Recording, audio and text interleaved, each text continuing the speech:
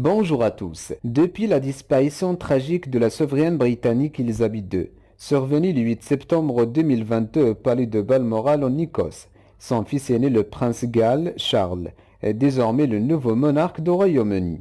Celui qui se fait depuis la perte de sa maman appelée Charles III est d'ailleurs monté sur le trône britannique à l'âge de 73 ans aux côtés de sa chère et tendre Camilla Parker Bowles, nouvelle reine consort. Cette dernière a bien sûr dû surmonter un certain nombre d'obstacles avant de devenir l'épouse de celui qu'elle a tout d'abord aimé secrètement, alors qu'elle était officiellement mariée à Lady Diana.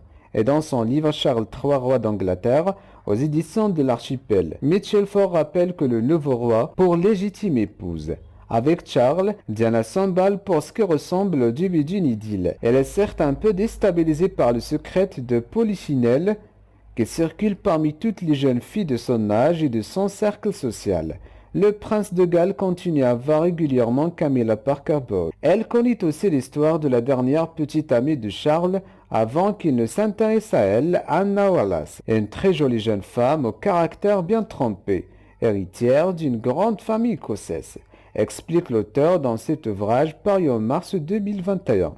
Dans son portrait sur le nouveau roi, Michel Ford raconte comment l'histoire aurait pu s'écrire d'une toute autre manière pour la couronne britannique. Fou d'elle, le prince, paraît-il, lui proposa par 2 fois de l'épouser, mais elle hésita, sachant que Charles restait attaché à Camilla. Le prince invita Anna au bal organisé à l'occasion des 80 ans de la reine mère et passa toute la soirée à danser avec Camilla, raconte-t-il. Selon Jessica Jane, auteur de romans d'amour et d'une biographie de Camilla, Anna Wallace fit une scène publique à la fin du bal, déclarant à Charles n'avoir jamais été aussi mal traité de sa vie.